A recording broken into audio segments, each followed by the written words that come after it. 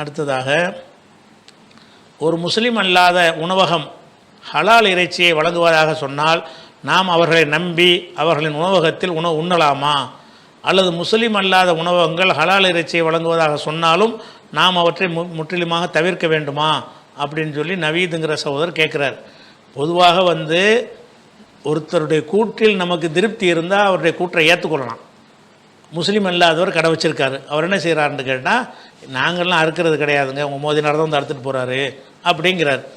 அப்போ நீங்கள் அதில் உங்களுக்கு சந்தேகம் வரலன்னா நம்பிடலாம் தானே. அவர் முஸ்லீம் அல்லாதவர் சொன்னால் போய் தான் சொல்லுவார்னு அர்த்தமா? இல்லை, அவர் தான் அறுக்கிறத விளங்கி வச்சு தானே சொல்கிறாரு.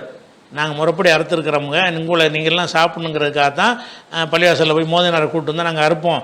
அல்லது இந்த கசாப்பு கடையில் நாங்கள் யாராச்சும் வாங்கிட்டு வருவோம், அந்த கசாப்பு கடையில் உங்கள் பாய் தான் முஸ்லீம் பிஸ்மி சொல்லி தான் அறுக்கிறாங்க அப்படின்னு உங்கள்கிட்ட சொல்லுவாரே. ஆனால் ஏற்றுக்கிற ஆள் என்ன இருக்குது?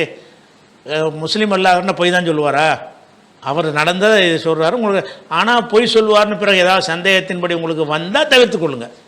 முஸ்லீம் சொன்னாலும் சரி, முஸ்லீம் அல்லாதவர் சொன்னாலும் சரி, அவர் என்ன செய்கிறாருன்னு கேட்டால், இஸ்லாமிய முறைப்படி தான் இது அறுத்து இருக்குது, நான் அறுக்கலை, இன்னார் தான் அறுத்தாருன்னு உங்கள்கிட்ட சொன்னார்னு சொன்னால் நம்புங்க. அதில் என்ன இருக்குது? இவர் இல்லைங்க பொய் சொல்கிறாருங்க, இவர் மோதினார்லாம் வந்து அறுக்கலை, இவர் தான் அறுத்தார், நான் பார்த்தேன் அப்படின்னு ஒருத்தர் உங்கள்கிட்ட சொல்லாத வரைக்கும் நீங்கள் ஏன் இப்படி துருவுறீங்க?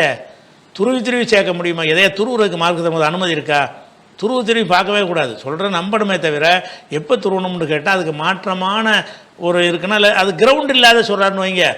கிரவுண்டே கிடையாது. என்னது, ஒரு ஒரு ஹோட்டல் வச்சுருக்கிறார், அந்த ஊர்லேருந்து ஒரு 20 கிலோமீட்டருக்கு முஸ்லீமே கிடையாது.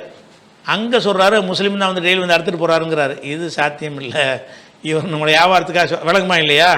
சாத்தியம் இல்லாத ஒன்றை உங்களுக்கு சொன்னாருன்னா சந்தேகம் வரலாம். சாட்சியத்தை ஏற்றுக்கிறதுக்கு நமக்கு அல்லாஹ் கொடுக்குற அளவு என்னன்னு கேட்டால், 2வது சூறாவில் 282வது வசனத்தில், மிம்மன் தரலவனும் மின்ன சுகதா, சாட்சிகளில் யாரை நீங்கள் திருப்தி அடைவீர்களோ அப்படிப்பட்ட சாட்சியை ஏற்படுத்திக் கொள்ளுங்கள். கொடுக்கல் வாங்கலுக்கு தான் இதை சொல்கிறான். அதுக்கு இருந்தாலும் எல்லாத்துக்கும் இது பொருந்தும், திருப்தி அடையணும்.